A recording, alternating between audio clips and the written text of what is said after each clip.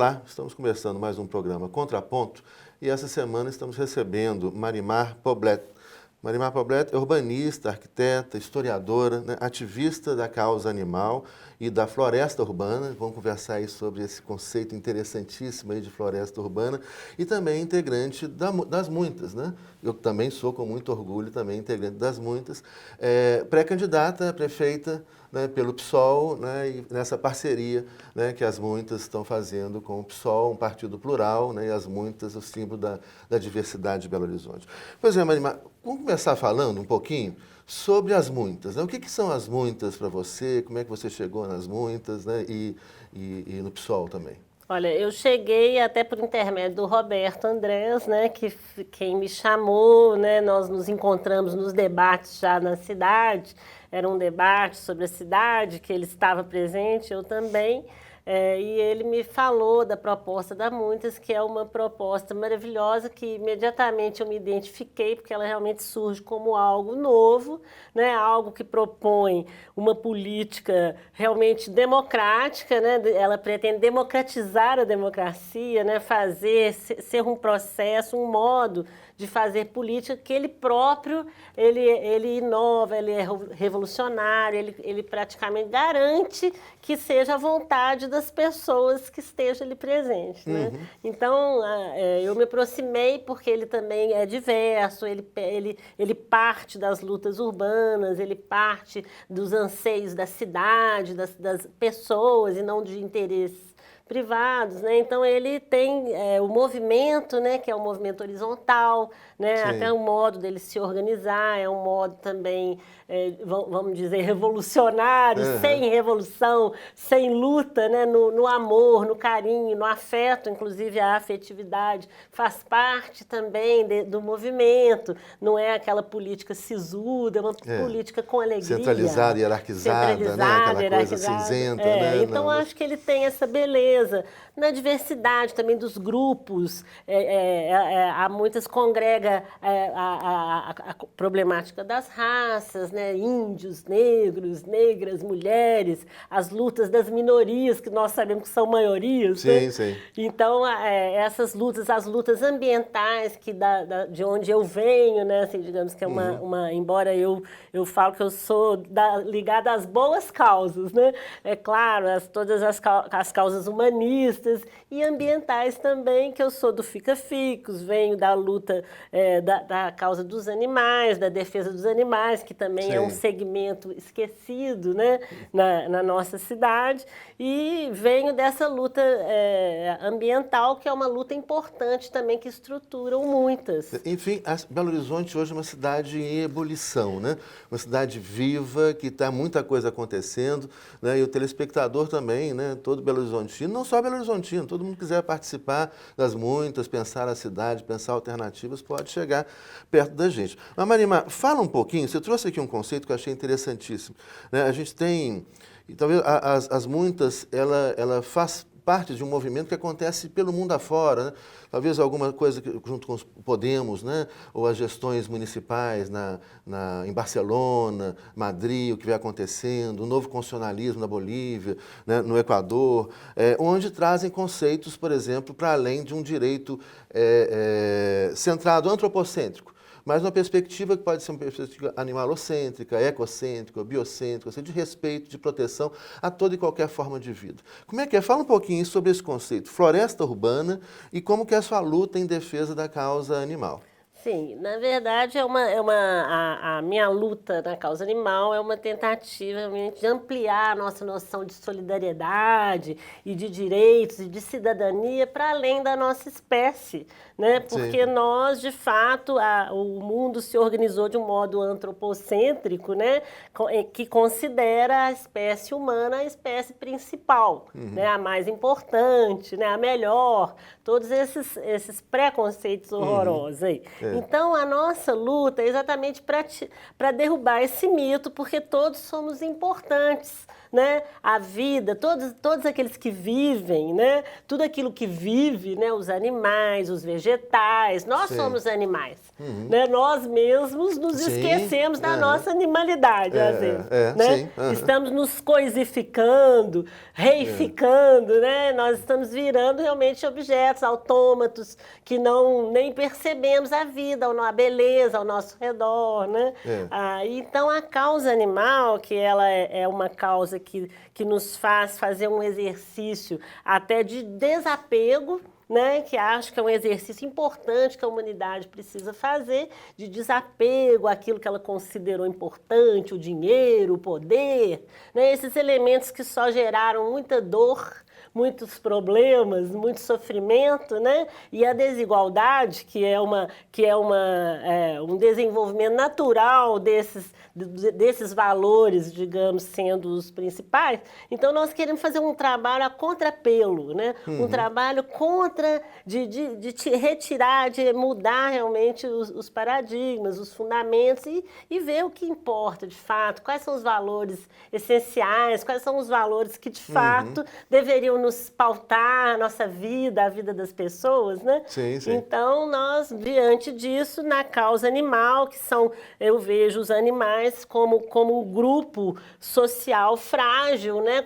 Assim como o idoso, assim como a criança, que são exatamente aqueles segmentos que precisam de ser tutelados, precisam do nosso apoio, a nossa ajuda, pela sua fragilidade, né? Mas que são tão importantes quanto os outros. E esse é um movimento que vai crescendo, né, pelo mundo afora e que está surgindo aqui com força em Belo Horizonte, né? É importante a gente pensar como que a nossa cidade, né, vai acompanhando e vai acompanhando esses movimentos, né?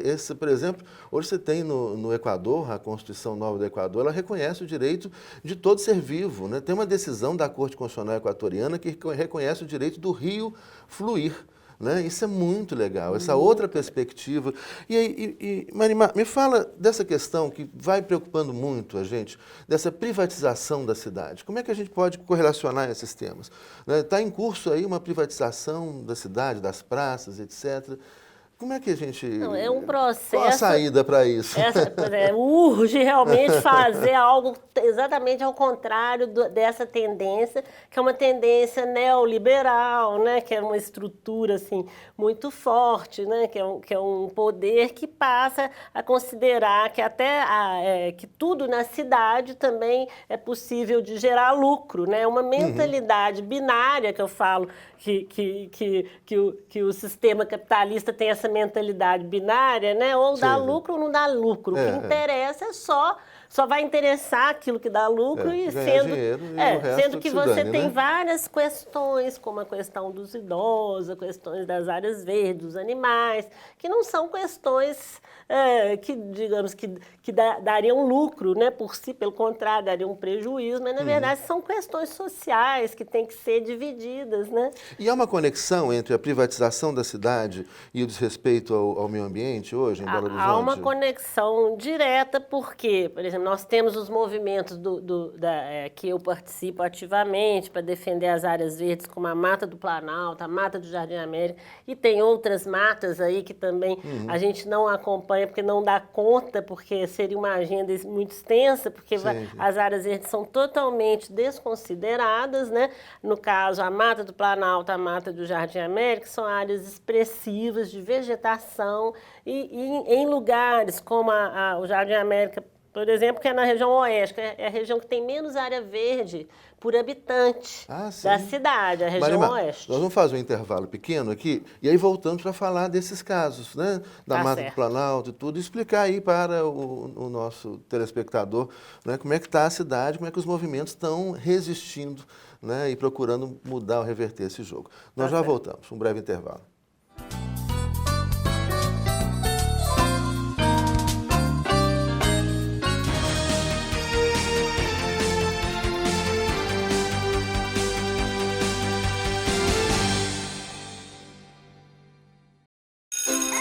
O importante é ser uma criança nota 10. Ser uma criança nota 10 é só tirar boas notas.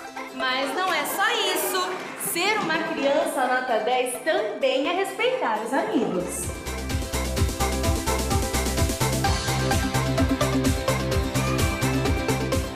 Ficar nas ruas. Não trabalhar ainda. Ficar longe das drogas. Brincar, praticar esportes, se alimentar bem. Fazer muitos gols.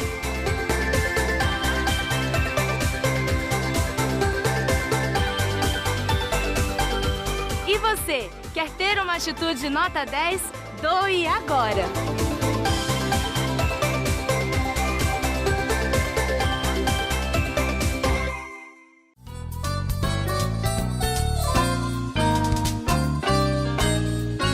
Estamos de volta com o nosso programa Contraponto e hoje conversando com a Marimar Poblet. Ela é urbanista, arquiteta, historiadora, ativista da causa animal e ativista também em defesa da floresta urbana. Aliás, nós começamos a falar desse conceito no primeiro bloco e acabamos não aprofundando nisso, porque surgiram tantos assuntos interessantes. E eu queria que a gente falasse, continuando, né, um pouco sobre como é que é essa luta, né, em defesa do meio ambiente em Belo Horizonte, esses movimentos que você citou, da Mata do Planalto, e depois falasse um pouquinho desse conceito, o que é a floresta urbana, né? Que interessante isso aí. Sim, porque, na verdade, a questão ambiental nas cidades, ela sempre foi relegada a um espaço secundário, né? Porque há uma mentalidade também que o espaço da cidade era o espaço do artifício, do artefato, daquilo criado pela mão humana, né? E o meio ambiente, o ambiente natural, né? Que toda cidade ela é edificada em cima de ela teria que ter um lastro com o seu ambiente de onde ela veio, de onde ela está, né?